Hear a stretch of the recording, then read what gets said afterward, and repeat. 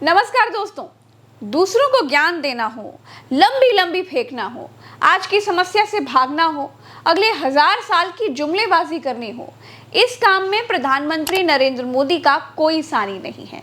मैं जिम्मेदार पत्रकार हूँ, ये बात बड़ी जिम्मेदारी के साथ कह रही हूँ।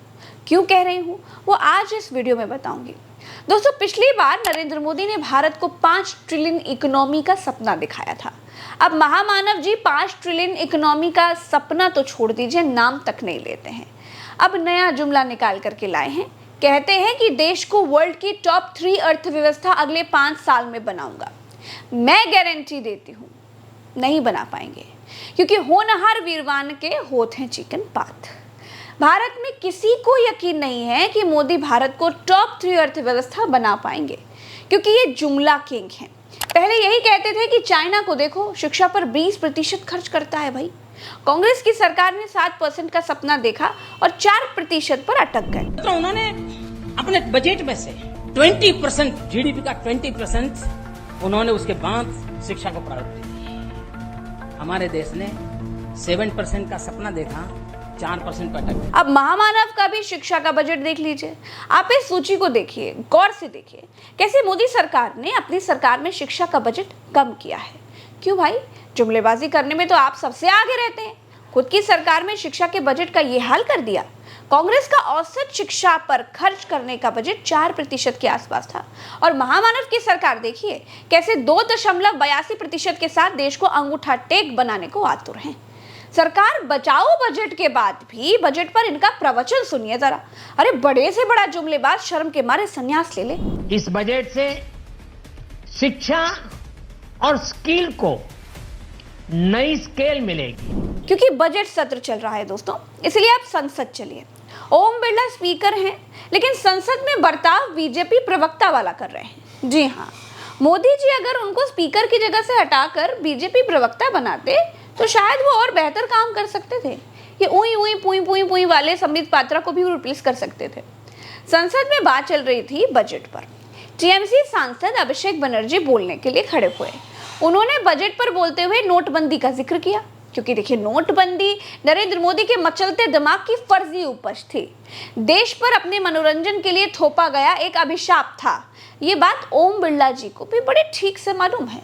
इसीलिए जैसे ही अभिषेक बनर्जी ने बजट की बात करते करते जीडीपी की बात बताने लगे, जीडीपी का सत्यानाश कैसे नोटबंदी ने किया, जैसे ही उन्होंने ये बात कही, ओम बिरला ने कहा बजट पर बोलिए, नोटबंदी पर मत बोलिए। लेकिन अभिषेक बनर्जी ने ऐसा जवाब दिया कि ओम बिरला के चेहरे की हवाइयां उड़ गईं दोस्तों। Now I come to the last letter. Sir, टी माननीय टी सदस्य फॉर प्लीज। ट्रेजेडी। माननीय सदस्य टी फॉर ट्रेजेडी। माननीय सदस्य, आप वर्तमान बजट पे बोले 2016 के बाद तो 2019 सर, मैं जवाहरलाल नेहरू का बात तो लोग बोलेगा। सर, जवाहरलाल नेहरू का बात तो लोग बोलेगा। कोई 60 साल पहले जवाहरलाल नेहरू का बात करेगा, दूसरे नेताओं का बात करेगा, तब आप कुछ नहीं बोलेंगे। सब बोलते मैं हैं। 5 साल पहले का डिमोनेटाइजेशन का बात करूंगा तो आप कहेंगे भाई वर्तमान इशू पे बोलिए। बजट सर, ये बजट पे। पक्षपात नहीं चलेगा सर। बजट पे मैं बजट पे ही बोल रहा हूँ।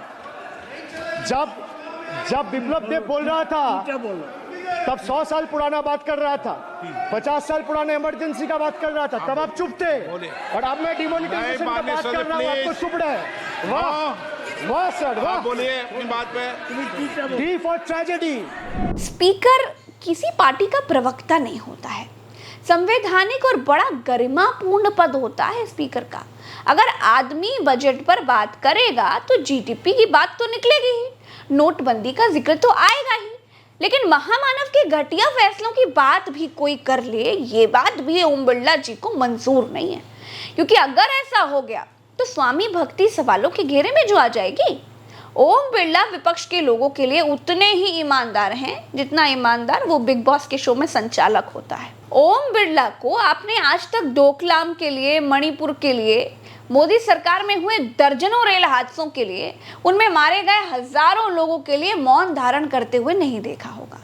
लेकिन 40 साल पहले की इमरजेंसी के लिए देखिए कैसे मौन रखते हैं भाई। इमरजेंसी के इस काले खंड में कांग्रेस की तानाशाह सरकार के हाथों अपनी जान गंवाने वाले भारत के ऐसे कर्तव्यनिष्ठ और देश में प्रेम करने वाले नागरिकों की स्मृति में हम सब 2 मिनट का मौन रखते हैं।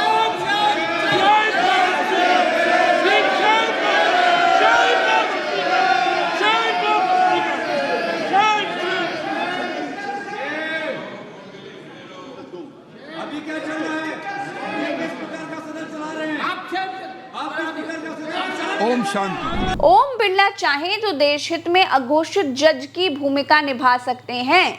देश में युवाओं के साथ हो रहे अन्याय पर स्वतः संज्ञान ले सकते हैं, लेकिन युवाओं का विषय उठते ही सरकार को बचाने के लिए मार व्याकुल हो उठते हैं। और कभी भी सारे एग्जामिनरों पर सवाल उठाना सदन के लिए उचित नहीं है। ये सदन इसके लिए है भी नहीं प्लेटफॉर्म। न जाने कितने नीट के छात्रों के सपने बर्बाद हो गए, न जाने कितने माँ बापों के पैसे बर्बाद हो गए, लेकिन ओम बिरला संसद में बीजेपी के बचाव के लिए बैठे हैं।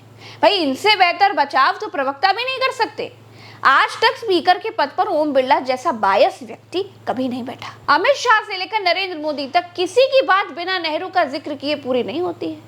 संसद का कोई भाषण होता नहीं है जिसमें वो कांग्रेस के शासन की बात नहीं करें। मोदी अगर शौचालय पर भी बोलते हैं तो भी नेहरू से अपनी तुलना जरूर कर लेते हैं। ये नहीं बताते हैं कि जब नेहरू ने सत्ता संभाली थी तब अंग्रेजों ने हमें सुई बनाने की स्थिति में भी नहीं छोड़ा था, लेकिन फिर भी कांग्रेस ने इतना बनाया कि 10 साल से मोदी सरकार उसे ही बेच रही है। मोदी का नेहरू प्रेम देखिए और ओम बिरला का मोदी प्रेम देखिए। यहाँ टोकने की हिम्मत नहीं होती है कि विषय पर बात बोलिए। मैं आदरपूर्वक नेहरू जी को इन दिनों ज़्यादा याद करता हूँ, क्योंकि हमारे साथियों की अपेक्षा रहती है कि जरा उनको तो बोलो, कुछ तो बोल रहा थे।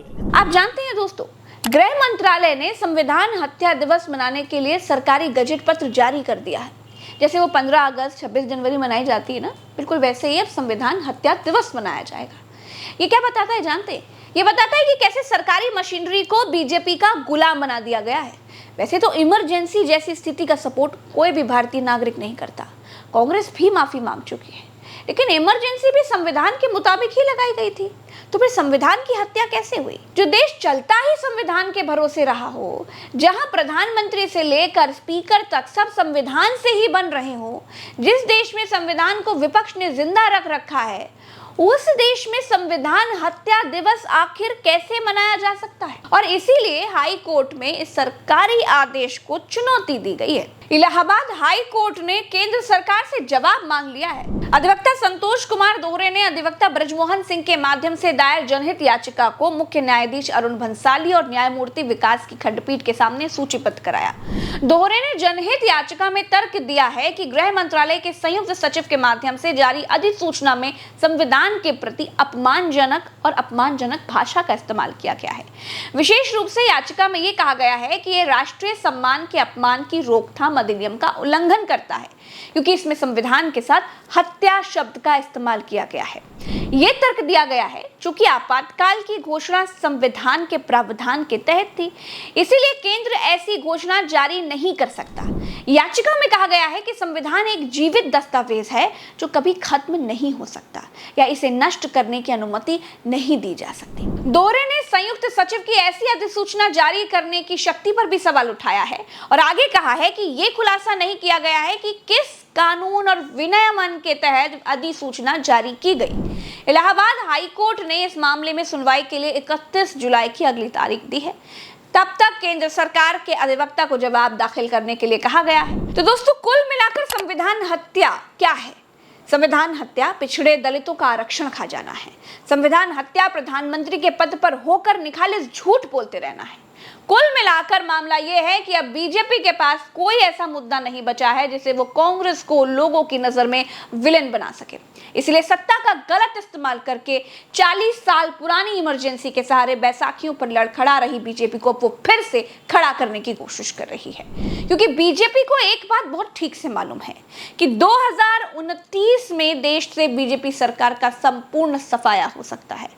चलिए, इस वीडियो में इतना ही। मुझे दीजिए इजाजत, चलते हैं। चैनल को सब्सक्राइब जरूर कीजिएगा।